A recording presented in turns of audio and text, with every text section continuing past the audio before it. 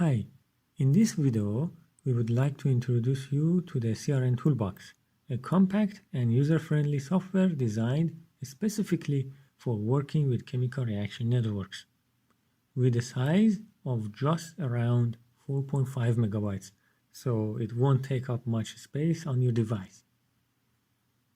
CRN stands for Chemical Reaction Network, and as the name suggests, this toolbox is focused on facilitating tasks related to CRNs. Assuming you are already familiar with CRN theory, since you have searched for the CRN toolbox, we won't delve into a detailed explanation of CRNs in this video. Instead, we will guide you on where to download the toolbox and demonstrate how to use it. This toolbox has been developed by the research group of Martin Feinberg, who you see his face here, with the specific purpose of providing useful algorithms for analyzing chemical reaction networks. Notably, it includes algorithms for checking deficiency 1 and higher deficiency theorems. So I put the link of this page in the description below the video. You go here and then you can find a lot of useful information, but what we want is to scroll down, and in the toolbox section we click here.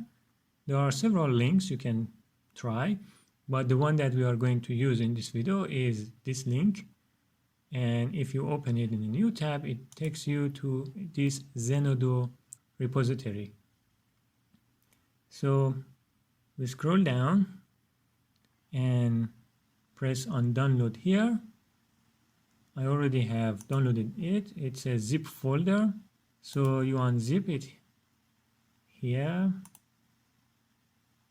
and everything is this exe executable file, so you can remove the rest if you don't want them.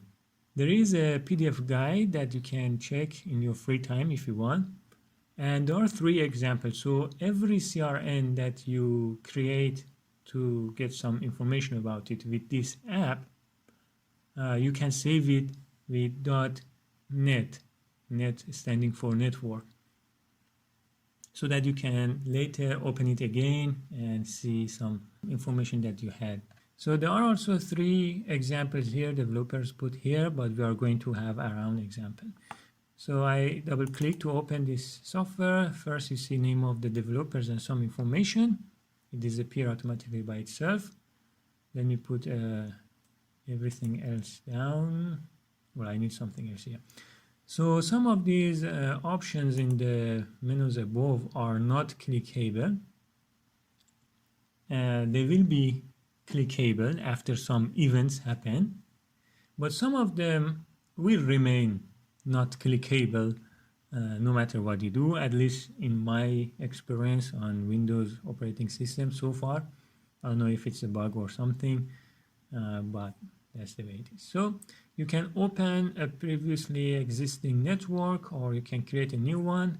I'm going to create a new network for this example from this paper, which is about a gene regulatory thing. So I create new. I can choose a name. Let's say gene regulatory sample. That will be the name of my network. And then you can choose how do you want to show your species. So A, B, C, D, or A1, A2, A3, or custom. I choose the custom. For the custom, you have to give name of your species yourself. So I could use the ABC because there is XP, but there is one species here, PP, and also another one, XPP. They are not ABCD, no? So I have to use the custom version. So one is X, I edit, P, edit, PP, add, XPP, add, and that's everything. And you know, the remove, reset, clear stuff, and you can double click on them, and then there are some options that you can choose.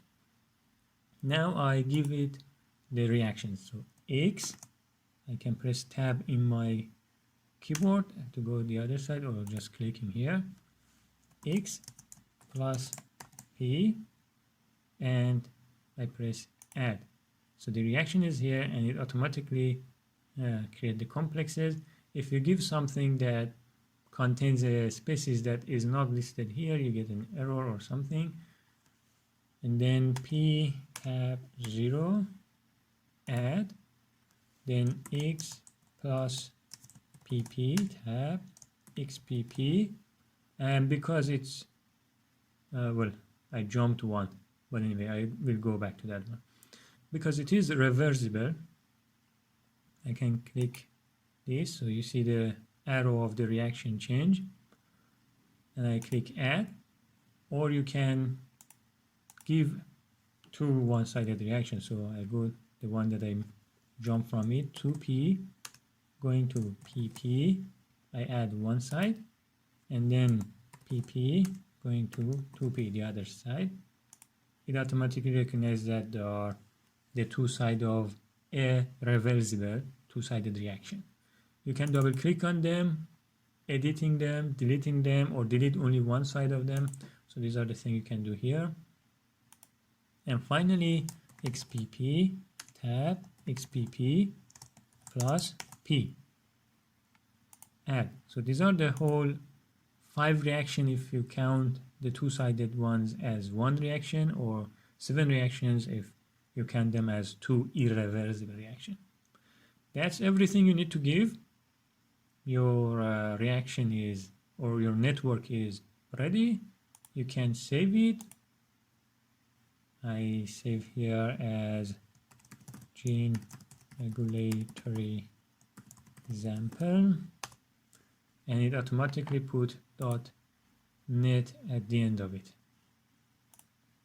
So now I can put everything else down. Okay, so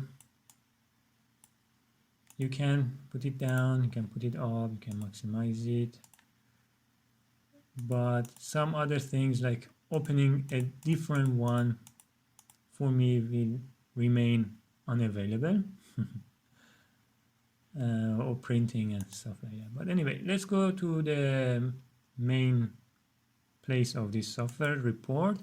You need always to have the basic report first, so that it knows which of the other reports are applicable for this specific network that you are feeding it, no?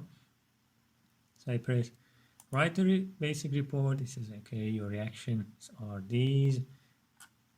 You have 9 complexes, 4 linkage classes. These are things that the deficiency algorithm and theorems are using. They are terminal ones and stuff. It says deficiency of your network is 2. So you cannot ask deficiency 1 report. You should ask higher deficiency report. And it says some stuff and gives references also for the things that is used, the theorems that is used for making these conclusions. Ask higher deficiency report, and it says that you can have multiple steady states. For example, if you choose the rate of these reactions as these numbers, and you see that a reversible two-sided reaction is in fact 2 irreversible reaction, because for example 2P going to PP and PP going to 2P have different rates for this thing happens anyway.